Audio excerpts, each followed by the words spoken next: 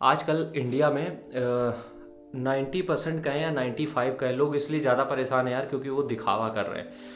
वो जो है नहीं वो दिखाने की कोशिश कर रहे हैं, और इसी कंडीशन में दिक्कत ये आ जाती है कि ना तो उनको नौकरी मिल पा रही है और ना ही वो अपनी लाइफ में कुछ बेहतर कर पा रहे हैं। देखो, जब भी तुम किसी दूसरे के सहारे चलोगे कहीं ना कहीं जाके टूटोगे, गिरोगे, मरोगे, क्योंकि वो दूसरा तुम्हें अंत तक नहीं ले जाने वाला है। तो कभी भी कुछ दिखावा मत करो, जो तुम हो वही प्रेजेंट करो, या फिर जो हो तुम वही रहो।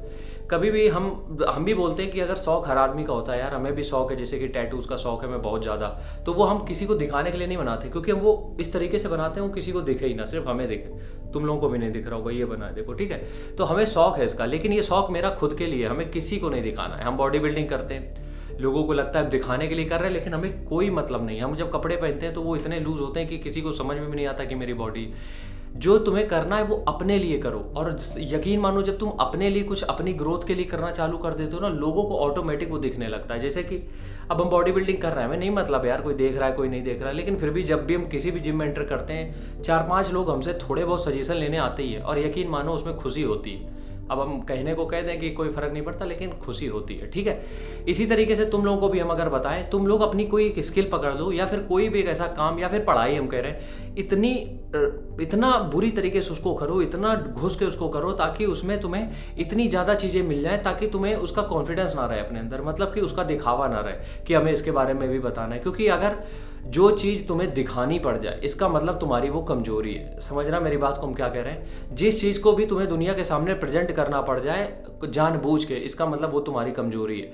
अब कोई सिनेमा आर्टिस्ट है, ठीक है, वो अगर वीडियो बना रहा है, अगर सिनेमा में काम कर रहा है, वो उसका काम है, हम उसकी बात नहीं कर रहे हैं। हम यहाँ पे बात कर रहे हैं, जैसे कि इंस्टाग्राम रील देखते हो, लड़कियों के रील्स किस लेवल पे गिरते चले जा रहे हैं सिर्फ लाइक्स के लिए, वो तुम्हें पता है। तो वो क्या करते हैं, वो सिर्फ तुम्हारा अटेंशन ग्रैब करना चाहते हैं, जबकि उनके पास ऐसा कुछ भी हुनर नहीं है जिससे तुम उनके पास जाओ।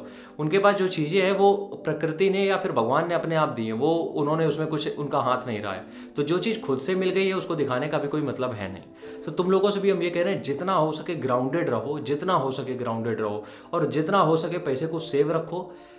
सिर्फ दिखाने के लिए नहीं, सिर्फ ये बताने के लिए नहीं कि मेरे अकाउंट में इतना पैसा है, क्योंकि टाइम कभी भी बदल सकता है, तो उस टाइम में ये चीज़ें काम आएंगी। तो कुछ भी दिखावा नहीं करो, कुछ भी एटीट्यूड मत, कुछ भी नहीं, एकदम नॉर्मल हो, ग्राउंडेड। जहाँ सेल्फ रिस्पेक्ट की बात आ जाए वहाँ सब कुछ दांव पे लगाया जा सकता है, ये हम एग्री करते हैं। लेकिन हर एक आदमी को सब कुछ दिखाने की जरूरत नहीं होती। यहाँ एक आदमी अगर गाँव से आया है शहर तैयारी करने, 2 साल तैयारी करेगा वो, और वो बन जाता है पूरा अंग्रेज। गांव में जाके इस तरीके की भाषा का इस्तेमाल करता है, हमने खुद देखा है कि वो गांव वालों को गांव वाला समझते ही नहीं है, इसीलिए आज अपने गांव वाले पीछे। तो बस कहना इतना है, ग्राउंडेड रहो, कितनी भी ऊपर चले जाओ रहो ग्राउंडेड ही, उसी में बेहतर है। वरना 2-4-5 साल बाद इससे भी तुम्हारा मन भर जाएगा, जितने भी तुम हवा में उड़ रहे हो उसके बाद तुम्हें जमीन पर गिरना ही पड़ेगा। राम राम, जय हिंद।